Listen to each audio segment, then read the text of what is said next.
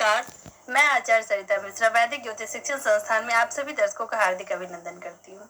आज मैं आप सभी को बसंत पंचमी के बारे में विस्तार से जानकारी दूंगी कि बसंत पंचमी का त्योहार कब रहने वाला है, इसका शुभ मुहूर्त क्या रहेगा, टाइमिंग क्या रहेगी, इस दिन कौन से शुभ योग बनने जा रहे हैं, इसकी पूजा विधि क्या है, इस दिन क्या करना चाहिए और क्या नहीं करना चाहिए, इसका पौराणिक महत्व क्या रहेगा, इसकी पौराणिक कथा क्या है, इसकी पूजा विधि क्या रहेगी और प्रत्येक राशि के अनुसार कौन से उपाय करने से हमें माँ सरस्वती का आशीर्वाद प्राप्त होगा। तो इन सभी के बारे में विस्तार से जानकारी दूंगी, तो वीडियो में मेरे साथ अंत तक बने रहिए, बिना स्किप के लास्ट तक देखिए। ये वीडियो आपके लिए बहुत ही इंफॉर्मेटिव है।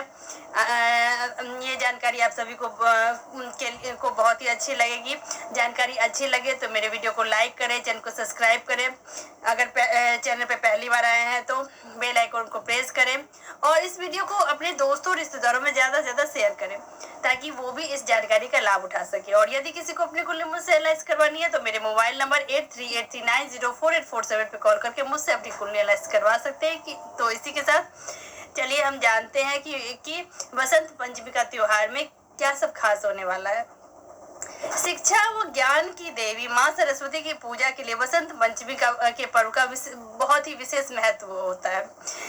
इस बार वर्ष 2022 में 5 फरवरी शनिवार को दुनिया भर में बसंत पंचमी का पर्व धूमधाम के साथ मनाया जाएगा, जो ऋतुराज बसंत के आगमन का सूचक भी माना जाता है। देश भर के अलग अलग राज्यों में इस पर्व को बाघेश्वरी जयंती और श्री पंचमी के नाम से भी जाना जाता है। ऐसे में इस अवसर पर सिद्ध साध्य और रवि योग के त्रिवेणी योग का निर्माण होने से इस पर्व का महत्व और अधिक बढ़ गया है। त्रिवेणी योग विद्यारंभ समारोह के लिए बेहद ही शुभ माना जाता है। इस दिन जातक अपने बालक बालिका का विद्यारंभ संस्कार प्रारंभ करते हैं, वे माँ सरस्वती की शुभता और सिद्धि का आशीर्वाद दिला सकते हैं। इस बसंत पंचमी में होगा त्रिवेणी योग का निर्माण। आइए जानते हैं कि ये त्रिवेणी योग क्या रहने वाला है।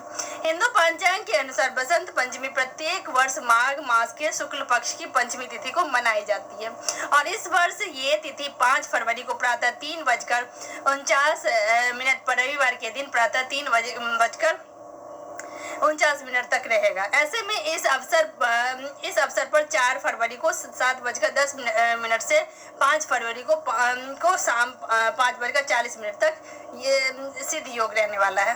फिर 5 फरवरी को शाम 5:41 तक, अगले दिन 6 फरवरी को शाम 4:42 तक साध्य योग रहेगा। इसके अलावा इस दिन रवि योग का सुंदर संयोग भी बन रहा है। ऐसे में त्रिवेणी योग छात्रों के लिए विशेष शुभ देने वाला है। गौरतलब है कि इस पर्व से 3 दिन पूर्व ही 2 फरवरी को गुप्त नवरात्रि का आरंभ हो चुका है।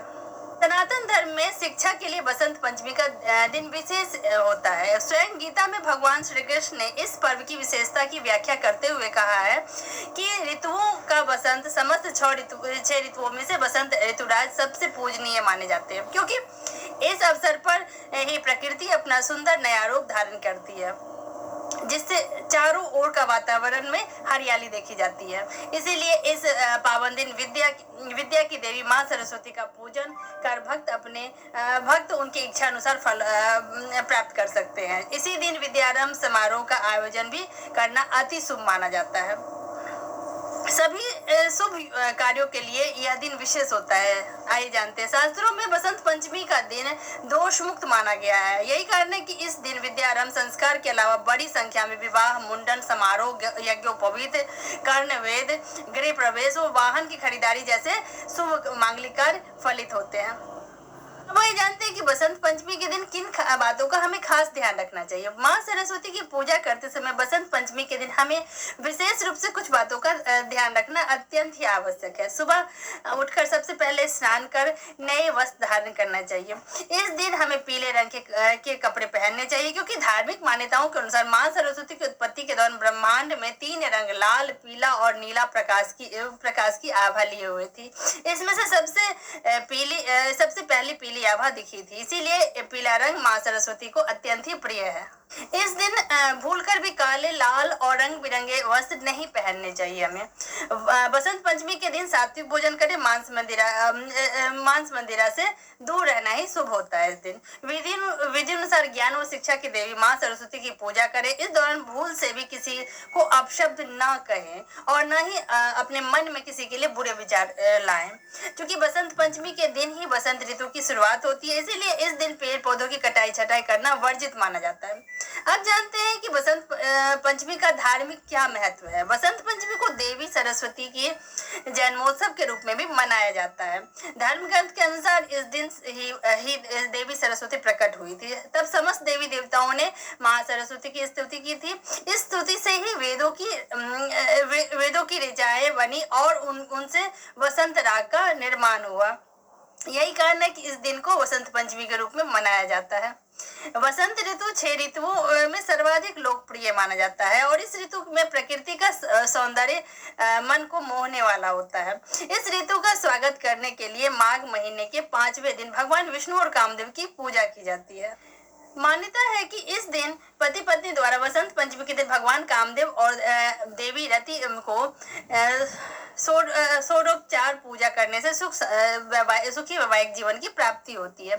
शास्त्रों में वसंत पंचमी का वर्णन ऋषि पंचमी के नाम से भी मिलता है। इसके अतिरिक्त बसंत पंचमी को श्री पंचमी और सरस्वती पंचमी के नाम से भी जाना जाता है। आइए जानते हैं कि श्री पंचमी का क्या महत्व है। बसंत पंचमी के दिन धन संपदा की देवी लक्ष्मी और जगत के पालनहार भगवान विष्णु की पूजा का विधान किया है। इस दिन कई लोग माता लक्ष्मी और माता सरस्वती की पूजा एक साथ करते हैं। सामान्य रूप से देवी लक्ष्मी की पूजा व्यापारी वर्ग के लोग करते हैं और साथ ही इस दिन माँ लक्ष्मी की पूजन के साथ श्री सूक्त का पाठ करना अत्यंत ही फलदायक सिद्ध माना जाता है। बसंत पंचमी से जुड़ी कुछ अन्य मान्यताएं हैं, आइए जानते हैं। महाराष्ट्र के कुछ हिस्सों में नवविवाहित जोड़ों के लिए अपनी पहली वसंत पंचमी पर पीले कपड़े पहनकर पूजा करने के लिए मंदिर जाना अनिवार्य माना जाता है। राजस्थान में एक प्रचलित कथा के अनुसार बसंत पंचमी के दिन भक्त चमेली की माला पहनते हैं।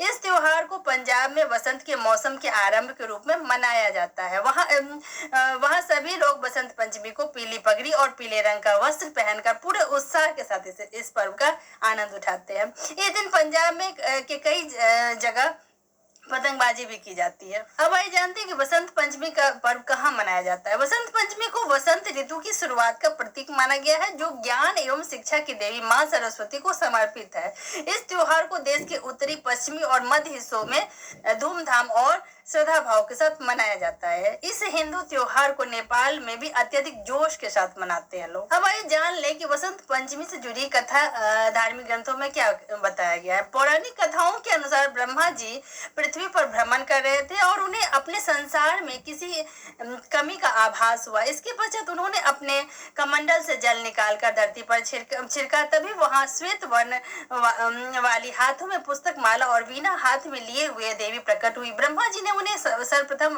वाणी की देवी सरस्वती के नाम से पुकारा और समस्त जीवों को वाणी प्रदान करने के लिए कहा।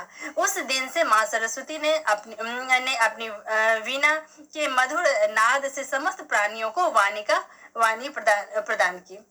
अब जानते हैं कि बसंत पंचमी के दिन किस प्रकार से हमें पूजा विधि करनी चाहिए।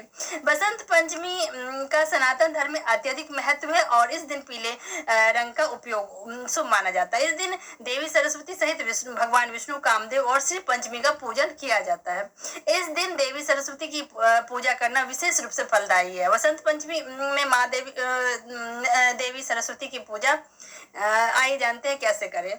सबसे पहले पूजा स्थल की साफ सफाई करने के बाद गंगा जल ऋषि पंचमी का छिड़काव करना चाहिए। इसके पश्चात माँ देवी सरस्वती की प्रतिमा को चौकी पर स्थापित करें। अब सर्वप्रथम विघ्नहर्ता गणेश भगवान का ध्यान करें और उसके पश्चात कलश की स्थापना करें। माँ सरस्वती को पीले रंग के वस्त्र अर्पित करें।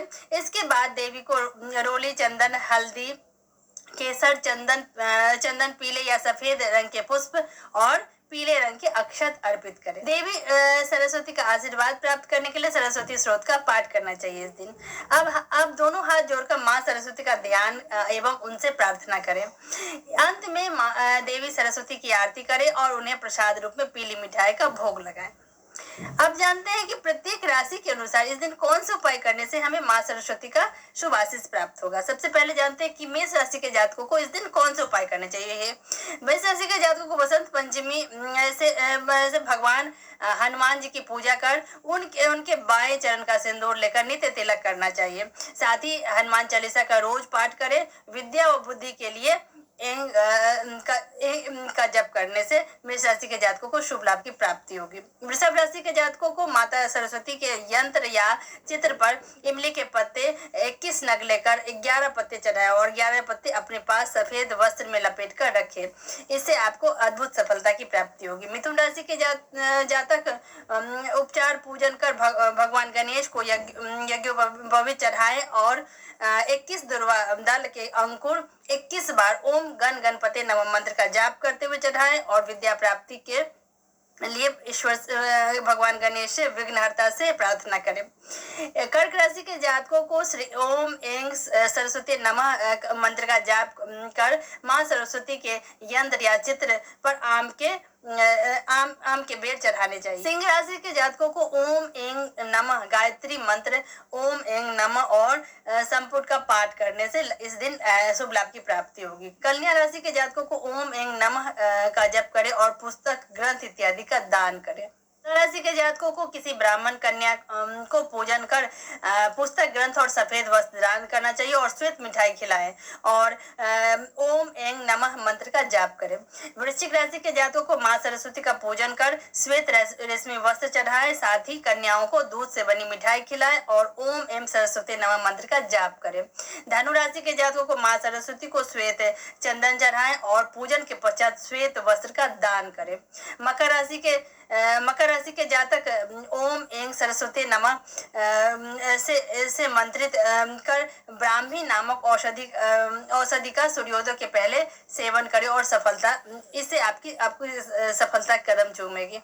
कुंभ राशि के जातकों को कन्याओं को मां सरस्वती के पूजन के पश्चात खीर खिलाएं और ओम एंग नमः मंत्र का जाप करें। मीन राशि के जातकों को पुरुष अपनी दाहिनी भुजा और स्त्री अपनी बाएं भुजा पर अपमार की जड़ शास्त्रीय तरीके से निकालकर ओम एम सरस्वती नमः मंत्र की 11 माला स्फटिक माला से जप करें और सफेद वस्त्र धारण करें। तो इसी जानकारी के साथ माँ सरस्वती का आशीर्वाद हम सभी के ऊपर बना रहे। इसी प्रार्थना के साथ आज मुझे दीजिए विदा। अगली वीडियो में ज्योतिष के एक नए विषय को लेकर मैं आपके समक्ष फिर से उपस्थित हो जाऊंगी। तब तक के लिए धन्यवाद।